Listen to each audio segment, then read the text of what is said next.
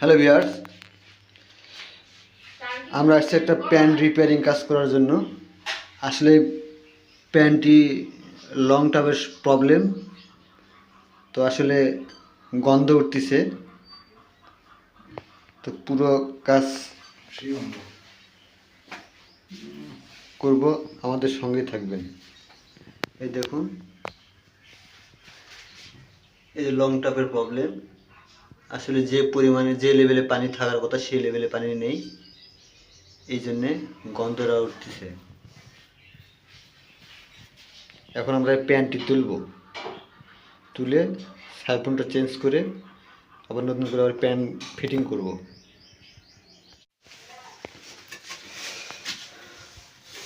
অবশেষে আমরা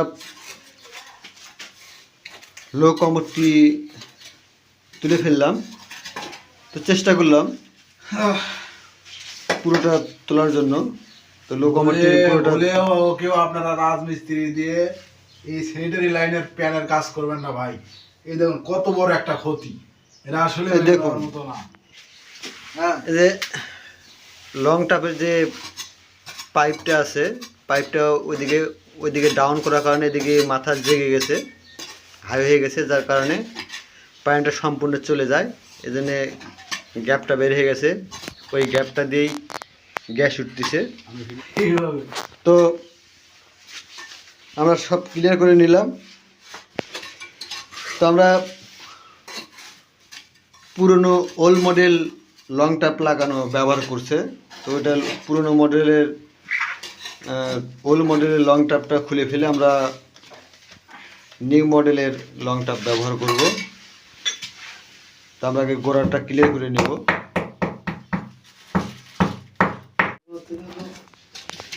এই যে দেখুন, ওই যে গ্যাপ দেখতে পাচ্ছেন, এই গ্যাপের কারণে এখানে এই জায়গাটা দিয়ে গ্যাস লিক করতেছে। এটা আমরা আগে এই লং টাপটা খুলে ফেলবো, ফেলে নতুন করে নতুন লং টাপ লাগাবো। দেখুন, এখানে লং টাপ ব্যবহার করা যাবে না, এই জন্য শর্ট টাপ ব্যবহার করব। তো যে লেভেলে সেটিং করতে হবে, দেখুন ওইদিকে পাইপ সেম, এর ভিতরে যাওয়া যাবে না।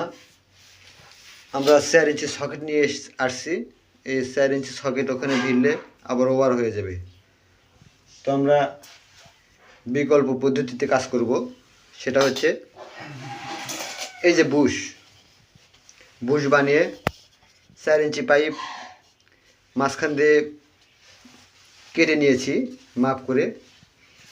এটা এখন বুশ বানাবো। বুশ ওই পাইপের ভিতরে ঢুকে দিয়ে তারপর এবার সেম সেট করব। তো আমরা এভাবেই কাজ করব। দেখার জন্য আমাদের সঙ্গেই থাকুন। আমরা বুশ করে পাইপের ভিতরে ঢুকিয়ে দিলাম। এই মাথা আমরা এই যে শর্ট টাপ এখানে ফিটিং করব, সেম ফিটিং হয়ে যাবে। দেখুন, এরকম পরিবেশে আপনারা কখনো যদি প্রবলেম হয় তাহলে আপনারা বুশ ব্যবহার করতে পারেন। এভাবে বুশ ব্যবহার করে পাইপের ভিতরে ঢুকে দিয়ে কাজ করতে পারেন, 100% গ্যারান্টি কাজ হবে। আমাদের লং ট্যাপ ফিটিং করে কমপ্লিট হয়ে গেল। দেখুন, আমাদের লং ট্যাপ ফিটিং করে কমপ্লিট হয়ে গেল। এখন আমরা লো কমোড এখানে ফিটিং করে লেভেলটা অ্যাডজাস্ট করে নিয়ে তারপর এখানে ঢালাই দিব। আমাদের pant fitting complete. Pant fitting করে আমরা ঢালাই কমপ্লিট করলাম। কারণ শুকনো কিছু মাল দোসা বানিয়ে, সিমেন্ট বালু দিয়ে দোসা বানিয়ে আবার টাইলসগুলো ফিটিং করে দিব। শুকনো মাল দিয়ে লেবেল ঠিক করে দেওয়া হচ্ছে।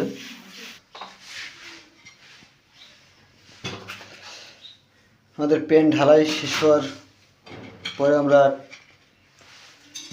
দোসা মাল দিয়ে আমরা টাইলসের কাজ শুরু করলাম।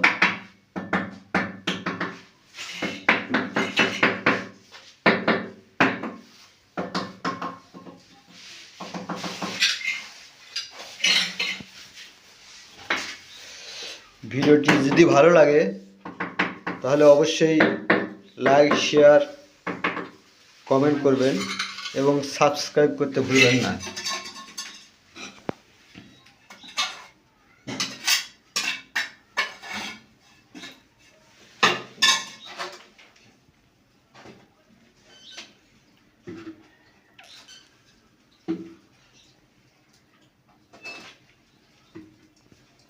কানে খোলা পাইনি।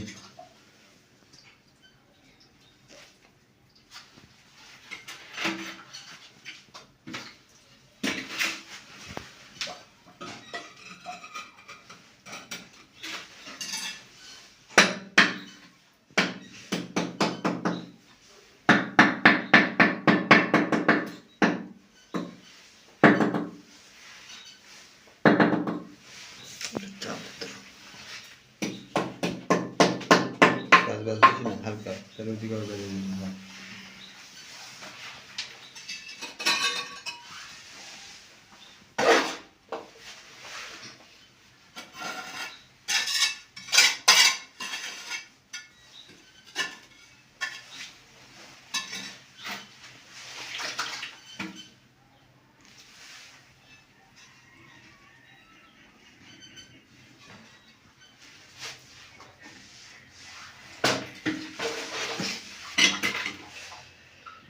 একটি রিপেয়ারিং কাজ করলে মিস্ত্রির পরিশ্রম করা লাগে বেশি, বাড়িওয়ালারও লস। এই জন্যে যে কোনো কাজ করার আগে দক্ষ মিস্ত্রি দিয়ে কাজ করাবে। আসলে কোনো স্যানিটারি মিস্ত্রি যদি কাজ করতো তাহলে এই প্রবলেমটা হতো না।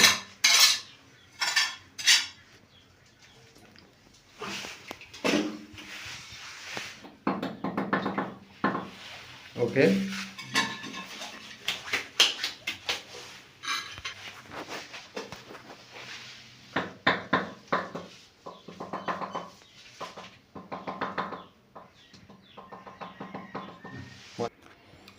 তো আমাদের কাজ কমপ্লিট।